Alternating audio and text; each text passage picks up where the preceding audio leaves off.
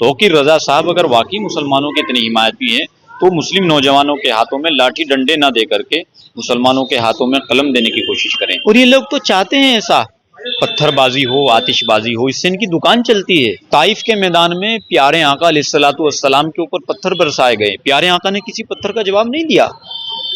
इस्लाम इस चीज का हिस्सा नहीं है। इस्लाम आतिशबाजी को, हुड़दंग को बिल्कुल पसंद नहीं करता है। मुसलमान का मतलब अमन पसंद, मोमिन का मतलब अमन पसंद। इस्लाम तो कहता है कि जिस देश में रहो, जिस मिट्टी का खाओ, वहां से मोहब्बत रखो। देखिए जिस तरीके का माहौल इस वक्त पूरे देश में बना हुआ है, उत्तराखंड की घटना सामने आई है, ये इन्हीं लोगों की बयानबाजी का नतीजा है। ये वक्त, मैंने पहले भी कहा था, ये वक्त बयानबाजी करने का नहीं है, वरना इसी तरह के परिणाम सामने आएंगे जिस तरह हल्द्वानी में हुआ है। और ये लोग तो चाहते हैं ऐसा, पत्थरबाजी हो, आतिशबाजी हो, इससे इनकी दुकान चलती है, इससे इनका परचम लहरता है, जबकि इस्लाम ने इसकी साफ तौर पर मजम्मत की है। ताइफ के मैदान में प्यारे आका अलैहिस्सलातु वस्सलाम के ऊपर पत्थर बरसाए गए, प्यारे आका ने किसी पत्थर का जवाब नहीं दिया। इस्लाम इस चीज का हिस्सा नहीं है। इस्लाम आतिशबाजी को, हुड़दंग को बिल्कुल पसंद नहीं करता है। इस्लाम का मतलब अमन पसंद, मुसलमान का मतलब अमन पसंद, मोमिन का मतलब अमन पसंद।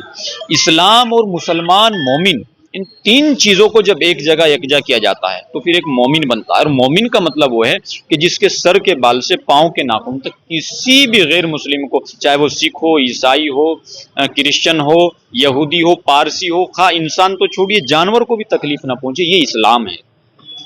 मौलाना तौकीर रिज़ा ने कहा है, सुप्रीम कोर्ट पे भी सवाल उठाए और कहा है कि अगर हमारे साथ कोई हमला करेगा हम उसकी जान से मार देंगे। ये सब क्या एजेंडा है? मैं कह रहा हूं ना, ये लोग इस्लाम के हितैषी नहीं हो सकते, इस्लाम के वफादार नहीं हो सकते।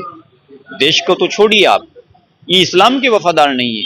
जो कह रहे हैं कि हम इस्लाम के वफादार हैं, इस्लाम के वफादार नहीं है। इस्लाम तो कहता है कि जिस देश में रहो, जिस मिट्टी का खाओ, वहां से मोहब्बत रखो।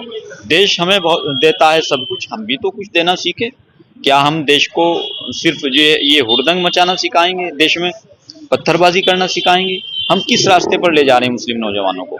तौकीर रजा साहब अगर वाकई मुसलमानों के इतने हिमायती हैं तो मुस्लिम नौजवानों के हाथों में लाठी डंडे ना दे करके मुसलमानों के हाथों में कलम देने की कोशिश करें, तब हम समझेंगे कि वाकई वो हिमायती है। मौलाना तौकीर रिज़ा ने पहले राम मंदिर का स्वागत किया था, बधाई दी थी, और अब ज्ञानवापी के मामले पे वो इतना उग्र हो गए हैं और ये अचानक से उनका व्यवहार बदल, क्या है पूरी बात? दुकान में सौदा खत्म हो गया था, 2024 का चुनाव नजदीक है, ऐसे माहौल में वो लोग ये साबित करना चाहते हैं कि हमारी दुकान में सौदा अभी भी मौजूद है, आओ खरीदो, लगाओ बोली।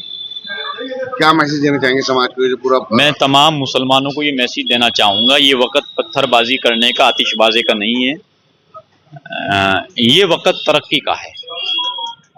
आप तालीम पर ध्यान दीजिए, अपनी तरक्की पर ध्यान दीजिए, तहजीब पर ध्यान दीजिए। मुसलमान आज बहुत पिछड़ा हुआ है। मुसलमान आज मुकाबला करने की या लाठी डंडे उठाने की हैसियत में नहीं है।